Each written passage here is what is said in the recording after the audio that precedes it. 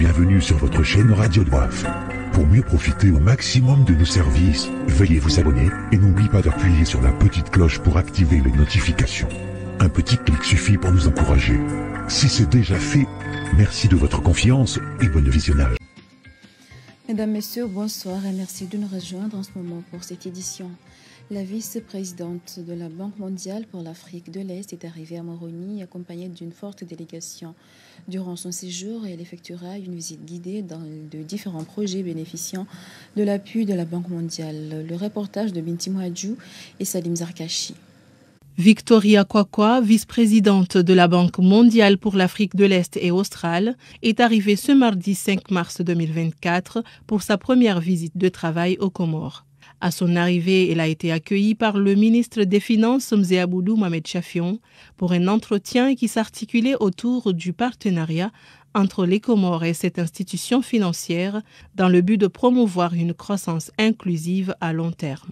Le portefeuille de la Banque mondiale aux Comores s'élève à 347,9 millions de dollars qui couvre plusieurs secteurs, développement humain, énergie, transport, gestion des risques de catastrophes et le climat, inclusion financière ou encore l'entrepreneuriat des jeunes.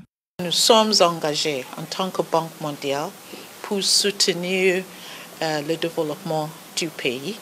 On a discuté surtout sur le sujet de la croissance. Parce que la croissance du pays au cours de dernières décennies est vraiment faible. Alors comment est-ce qu'on peut commencer à avoir beaucoup plus forte de croissance et la croissance qui est inclusive? Ça va demander beaucoup de réformes dans plusieurs secteurs. Là, on a discuté un peu de ça, le secteur de l'énergie, le secteur bancaire. Il y a beaucoup de choses à faire aussi en ce qui concerne le tourisme, l'agriculture, qui sont des atouts très importants pour le pays. Moi aussi, en tant que première visite, je suis là pour écouter, pour apprendre un peu du pays, vos défis et vos opportunités pour qu'on puisse vous aider à beaucoup plus mieux. Dans la matinée de ce mercredi, la délégation de la Banque mondiale s'est rendue à El Marouf pour s'imprégner des réalités relatives au quotidien au sein de cette structure de santé. Accompagnée par la ministre de la Santé et le ministre des Finances, Victoria Kwakwa a aussi eu droit à une visite guidée sur le chantier du centre hospitalier universitaire El Marouf pour voir l'état d'avancement des travaux. La Banque mondiale apportera un appui financier pour la formation des ressources humaines et le développement du système de technologie d'information. Avant de visiter le CHU, elle a voulu, avec son équipe, faire une première visite au CHN pour pouvoir vraiment voir l'urgence qui est là-bas, pour qu'on puisse vraiment accélérer les travaux pour venir au CHU. Nous avons constaté que c'est urgent vraiment de faire l'ouverture de ce CHU. On ne peut pas rester là-bas éternellement. Mais ce que nous avons constaté, il y a quand même pas mal de définitions parce que nous sommes arrivés au niveau de définition et il faut qu'on accélère très vite, on accélère les travaux pour qu'on puisse ouvrir ce CHU. La vice-présidente de la Banque mondiale poursuivra les rencontres notamment avec le secteur privé, puis se rendra à Mouali pour visiter le port de Bangouma dans le cadre du projet de connectivité interinsulaire. Pour cette visite de travail qui prendra fin le 8 mars prochain, Victoria sera reçue par le président de la République, Azali Assoumani. Le président de la République, Azali Assoumani, se trouve actuellement au Nigeria pour participer au 8 mars prochain à la 13e session du Conseil d'administration du mécanisme africain de financement du développement des engrais. Avant que cette session ne s'ouvre, le président a participé à une cérémonie de remise de prix Nobel au Bafemi au lot de leadership décerné au président de la Banque africaine de développement BAD, Mahmoud Msaidi, compte rendu de Nafissa Amada Simbamba. Le président Azali Assoumani a tenu à être présent à cette cérémonie pour marquer l'excellence du partenariat entre l'Union des Comores et la BAD et redynamiser les relations bilatérales Comores-Nigeria. Rappelons que les prestigieux prix Obafemi Awolowo du leadership promet l'héritage et les idéaux démocratiques du défunt leader national et l'homme d'État nigérien Obafemi Awolowo reconnaît et célèbre l'excellence en matière de leadership. Rappelons que le président Azali Assoumani sera de retour à Moroni dans la matinée de ce 7 mars 2024. La Chambre de commerce de Ngazidja a organisé ce mercredi une réunion de travail avec les opérateurs économiques. Cette rencontre avait pour objet de se pencher sur les récentes modifications apportées par l'Union des chambres de commerce et d'industrie et d'artisanat UCCIA. Et Kam Ben Saïd était sur place. Depuis l'année dernière, la CCIA s'est engagée dans une campagne de sensibilisation envers les acteurs économiques. Cette campagne a été façonnée par une refonte complète de ses statuts, une refonte qui se veut être une réponse directe aux préoccupations exprimées par les acteurs du secteur privé. Depuis l'année dernière, il y a des nouveaux textes qui sont adoptés.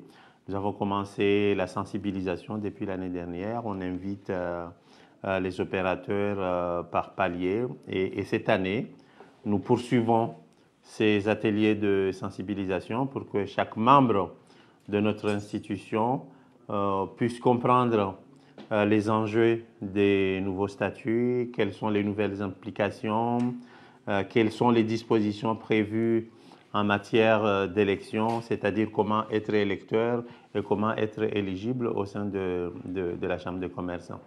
Je peux aussi ajouter qu'au niveau des nouveaux statuts, nous avons augmenté le nombre d'élus, que ce soit en Joam, Moélie et la Grande Comore, et des nouvelles dispositions sont prises en matière d'élection. Mais je pense que cet atelier va permettre à tout le monde d'être au même niveau d'information sur les nouveaux statuts, ses enjeux et ses implications. En s'adaptant aux besoins changeants du secteur privé et en mettant l'accent sur la collaboration et l'innovation, l'UCCIA se positionne comme un pilier essentiel pour stimuler la croissance économique et encourager l'essor des divers secteurs d'activité à Ngazidja. Le président du Conseil national de la presse et de l'audiovisuel, le CNPA, Aboubakar Bouana, a reçu ce mercredi dans les locaux de cette institution l'ambassadeur de la République populaire de Chine aux Comores, Ku Zinjun. Cette rencontre avait pour objet de tisser une relation de coopération entre CNPA et une institution de la presse chinoise. Reportage de Mbaraka Ismaël et Ahmed Nassor. Cette rencontre entre le président du Conseil national de la presse et de l'audiovisuel et l'ambassadeur de Chine visait à tirer parti du savoir-faire de la Chine en matière de communication pour enrichir les pratiques du CNPA. Les discussions ont mis en lumière les relations étroites entre la Chine et les Comores, soulignant l'importance de ces liens historiques. C'était un entretien de prise de contact. Donc, j'ai eu l'honneur et le plaisir de recevoir Son Excellence l'ambassadeur de Chine ici au CNPA. Les discussions ont porté sur les relations entre les Comores et la Chine en matière d'information et de communication. L'ambassadeur a souhaité visiter directement notre institution pour mieux comprendre nos réalités, nos moyens de travail et nos ambitions. Donc nous avons vraiment échangé en toute cordialité, en toute franchise et nous espérons que ce premier pas entre nous et l'ambassade de Chine va ouvrir les portes de la coopération en matière d'information et de communication. Au cœur de cet événement, le président de la CNPA a lancé un appel pour la professionnalisation du journalisme. Il a souligné la nécessité d'une meilleure structuration de la profession, mettant en avant l'obligation d'obtenir une carte professionnelle pour tous les journalistes aspirant à exercer. Un autre volet de ce journal, le ministère de la Santé a organisé ce mercredi à l'hôtel Héritage de Moroni un atelier de validation d'un document relatif à la prise en charge des enfants dans les structures de santé. Cette séance de travail a conduit les responsables à sillonner les différents centres de santé du pays pour en prendre connaissance. Le reportage de Hassan Khalifa et Jaloud Rajab. Au cours de cette séance, les participants ont eu à échanger avec l'expert national, Dr Ali Saïd Wali, qui a rédigé ce document cadre pour les enfants de 0 à 5 ans. Selon cet expert, ce document va aider la prise en charge des enfants, surtout dans les structures de santé périphériques, avant de les évacuer dans les centres de santé, comme Il Marouf. Le document, c'est un livre qui va améliorer la prise en charge des enfants de moins de 5 ans dans les formations sanitaires lointaines des grandes villes. Les formations sanitaires périphériques n'ont pas d'examen paraclinique, autrement dit des analyses. Ils n'ont pas ça. Alors qu'il faut traiter parfois l'enfant, ils ont besoin de faire des analyses et tout. Mais on a facilité ce document pour que ces gens-là arrivent à traiter, même sans analyse, même sans radio, même sans scanner, afin qu'ils arrivent à stabiliser ces enfants. Et puis après, ils peuvent transférer ces enfants vers les grands hôpitaux pour bénéficier de ces analyses ou bien des traitements les plus adéquats. Le ministère a salué cette initiative qui va aider la femme et les nouveau-nés pour diminuer le taux de la mortalité des femmes et enfants. Du ministère, la priorité des priorités de l'État et du ministère de la Santé, c'est de réduire la mortalité maternelle, infantile et néonatale. Pour cela, bien sûr, il y a des interventions qui se font au niveau des matériels du plateau technique, mais il y a encore la partie des informations qui se font sur le renforcement des capacités des prestataires de services. Donc, tout ceci, le ministère de la Santé, avec ses partenaires, parce que concernant l'infrastructure, encore le plateau technique, il y a beaucoup de partenaires, y compris l'OMS, l'UNICEF, mais aussi la Banque mondiale à travers le Compass. Vers la fin de la séance, l'expert a montré devant l'assistance l'importance de ce document et appelle à ses collègues médecins pédiatriques de travailler de concert pour soigner les enfants en bas âge pour le bien du pays. L'UNICEF, de concert avec le Croissant-Rouge, a procédé ce mercredi à l'Université des Comores à une remise de produits hygiéniques pour barrer la route au choléra dans les milieux scolaires. Les responsables de l'UDC ont salué cette initiative d'une grande importance pour sauver ceux qui peuvent l'être. Le reportage de Hassan Khalifa et Jaloud Rajab. Au cours de la remise de ce matériel, les agents de l'UNICEF et le Croissant-Rouge ont saisi cette opportunité pour se livrer à des séances de sensibilisation dans les classes de l'Université des Comores. Les étudiants ont bien apprécié de cette initiative qui leur permettra de stopper la propagation de choléra dans le pays.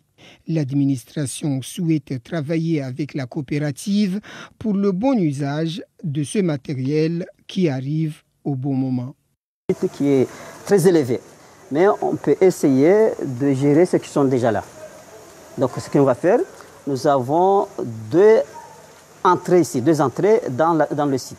Alors on a l'entrée qui vient de Maviongoni et l'autre qui vient de Onkazi. Donc on va essayer de gérer avec la coopérative, l'organisation des étudiants. On va le responsabiliser ça, mais avant tout on va essayer de faire une sensibilisation pour que l'étudiant même sache ce qu'on entend dans ces affaires-là. Les étudiants de l'Université des Comores se sont réjouis de ce geste et appellent à ses collègues et usagers du site de Mvououni d'écouter les consignes afin de gagner le combat. Je vous propose maintenant de suivre le bulletin du jour de l'épidémie choléra, toujours avec le directeur général de la santé, Dr Saïdou Ben Ali. Comme dans notre habitude, nous vous donnons l'évolution de la situation épidémiologique de l'épidémie de choléra qui sévit dans notre pays depuis le 2 février 2024. En effet, à la date d'aujourd'hui, 6 mars 2024, nous avons enregistré 11 nouveaux cas.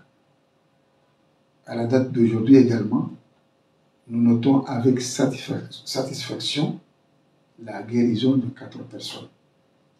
Mais malheureusement, nous avons enregistré un décès. Au total, à la date d'aujourd'hui, nous avons 12 cas actifs qui sont suivis dans nos sites de traitement de choléra. Ces 12 cas sont répartis comme suit. 5 cas en Gazia, 2 cas en Zouani et 5 cas à Moye. Au total, en Union des Comores, nous comptabilisons depuis le 2 février 2024 162 cas de choléra, 142 personnes guéries et malheureusement 7 décès. Ainsi donc, le ministère de la Santé exhorte la population comorienne à se présenter à l'hôpital le plus proche possible afin d'éviter les complications qui peuvent aboutir au décès. Le ministère de la Santé encourage vivement la population à respecter les mesures de prévention et à redoubler de vigilance afin qu'ensemble, nous puissions rapidement rompre la chaîne de transmission de l'épidémie de choléra. L'Alliance pour la mouvance présidentielle, l'AMP, a tenu un rassemblement ce mercredi. Il était question de remercier la jeunesse pour sa mobilisation durant les campagnes électorales. Nourdine Saïd et Salim Zarkachi. On a retenu 2 choses durant ce rassemblement de l'Alliance de la mouvance présidentielle. Premièrement, il était question de remercier la jeunesse qui s'est mobilisée massivement durant la campagne du double scrutin. Et surtout leur féliciter de la victoire écrasante de la mouvance présidentielle. 2 jeunes ont pris la parole pour exprimer leur joie de cette reconnaissance, notamment Djamil Bouanali et Malina Ibrahim, au nom de la femme de la mouvance présidentielle. Et ils se sont félicités avant tout et ils ont remercié aussi les leaders du parti pour cette reconnaissance. Quant au gouverneur élu, Ibrahim Zé, il a aussi porté l'attention à la jeunesse. Étant président du comité olympique des Comores, il a axé son programme sur la jeunesse et le sport, vecteur du développement socio-économique. Il appelle ainsi cette jeunesse à redoubler d'efforts pour la mobilisation qu'ils ont fait preuve durant la campagne et à essayer d'aller de l'avant. Mot d'ordre pour le directeur de campagne Oumedim Seydié et le secrétaire général adjoint du parti CRC, Nour Elfat Azali, qu'ils ont exhorté la jeunesse à se mobiliser davantage sur cette lancée, que ce mandat est le mandat de la jeunesse. L'engagement d'aujourd'hui, ou le message d'aujourd'hui, c'est de leur donner encore de l'espoir. Parce que la jeunesse, comme on le dit tout le temps, si on ne s'occupe pas de la jeunesse va s'occuper de nous. Donc il ne faut pas que ça soit, une opportunité pour les soutenir, mais il ne faut pas que ça soit une bombe à retardement plus tard. Donc, 65% de la population est jeune. Cette jeunesse a besoin d'emploi, monsieur le directeur. Quelle est votre politique là? La jeunesse ne peut pas aller dans l'administration publique tous, quand même. Excusez-moi, mais ce n'est pas le contexte d'aujourd'hui, d'accord? Oui. On est là pour parler, de remercier et parler un peu de ce qui s'est passé dans le cadre de ce meeting. Une jeunesse qui représente 65% de la population comorienne. Le pôle ophtalmologique de l'hôpital de Fumbuni a été inauguré le 1er mars dernier. C'est en effet un progrès significatif pour l'établissement salué par la population. Ce nouveau centre de soins oculaires modernes vise à répondre aux besoins médicaux de la communauté. Reportage de Chafor Marouf et Saïd Saïd. Une nouvelle ère débute à l'hôpital de Fumbuni, dans la région du Badjini, avec l'ouverture d'un centre oculaire moderne. L'initiative revient d'Abdourahman Ben Abdou, natif de Fumbuni, qui a constaté le manque d'ophtalmologistes dans la région. Après une décennie, en tant qu'ingénieur en maintenance biomédicale en France, il a décidé de contribuer à son pays. Son objectif est de garantir qu'aucun Comorien n'y soit obligé de chercher des soins à l'étranger. Le centre a une valeur d'environ 95 000 €. J'ai mis en place le projet. Il faut savoir que ça, c'est un projet à fonds propres, tout ce que vous voyez. Donc, je suis parti en France, j'ai débloqué les fonds, j'ai démissionné dans mon travail. Je suis rentré, j'ai discuté avec le directeur pour privatiser une partie du secteur afin de répondre à un besoin qui est immédiat. Donc, j'ai privatisé une partie de l'hôpital, j'ai aménagé l'hôpital, j'ai acheté les appareils et j'ai fait venir les appareils, je les ai installés moi-même. Tout ça pour aider. Pour renforcer l'équipe, Abdourahmane Ben Abdou a fait appel à des médecins de l'étranger, notamment d'Algérie, de Madagascar et de Paris. L'équipe est prête à travailler tous les types de maladies oculaires. La formation sur les concepts clés du genre organisée à Moroni par les responsables du projet AIFPF arrive ce mercredi à son terme avec les résultats escomptés.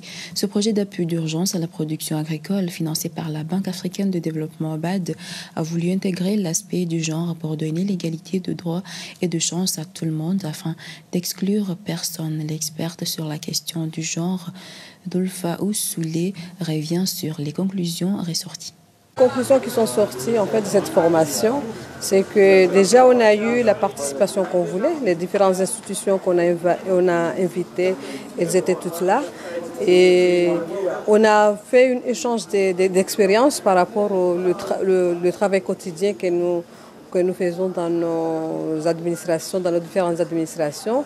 Et les participants nous ont montré qu'en fait, il est vrai qu'ils avaient quelques lacunes dans tel ou tel domaine dans le cadre du genre, mais maintenant, ils sont sortis avec une meilleure compréhension en fait, des concepts genre et que même ils vont organiser des formations que nous pouvons participer en tant que formatrices, en tant qu'expertes genre pour expliquer aux autres. Et d'ailleurs, ils souhaitent devenir aussi des formateurs dans les concepts genre.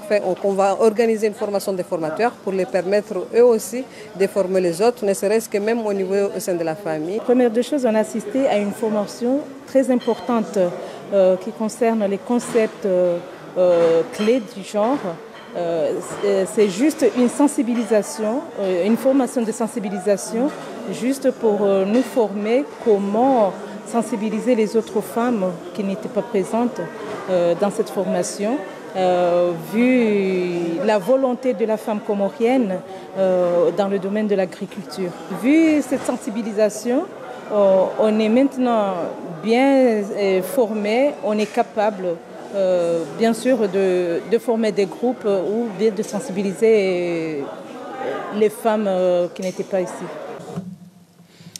Le directeur du Centre national de documentation et de recherche scientifique, Sanderes, a réuni ce mercredi dans ce musée les chefs de village, les représentants de la gendarmerie nationale et des personnalités influentes pour les mettre au courant de l'inscription des sultans historiques des Comores sur la liste du patrimoine mondial. 6 sites dont Domoni et Moutsamoudou en juin, Moroni, Ikoni, Itandra et Nsujini, Angazidja ont été identifiés. Cette rencontre avait pour objectif de sensibiliser les responsables de ces localités sur la nécessité de préserver ces patrimoines. Ils nous en parlent. Nous avons pris un engagement entre les partenaires, notamment l'UNESCO, de respecter l'authenticité et l'intégrité de ces biens afin qu'ils puissent être inscrits sur la liste du patrimoine mondial. Voir ensemble comment nous pouvons respecter les textes qui permettent à sauvegarder, à conserver le patrimoine pour ses fins utiles. L'inscription de ce patrimoine des sultanats des Comores au patrimoine mondial a beaucoup de désavantages. Certaines communautés, certaines populations ignorent l'importance dont regorge ce patrimoine. L'initiative de pouvoir ou bien de sensibiliser toutes les communautés à préserver, conserver jusqu'à l'inscription, travailler en symbiose jusqu'à l'inscription constitue déjà un avantage pour les communautés à comprendre que l'héritage qui marque l'histoire d'un peuple, d'une société, d'une communauté est une nécessité incontournable. Si nous parvenons à réussir à inscrire ces biens, ce qui peut vouloir dire que nous faisons partie des États parties avancés et qui marchent vers le développement. Et voilà, c'est la fin de cette édition. Merci à vous de l'avoir suivi. Bonne suite de programme sur ORTC. À demain. Merci de nous avoir suivis. Et pour mieux profiter au maximum de nos services, veuillez vous abonner et n'oubliez pas d'appuyer sur la petite cloche pour activer les notifications. Un petit clic suffit pour nous encourager. Si c'est déjà fait, merci de votre confiance et à la prochaine vidéo.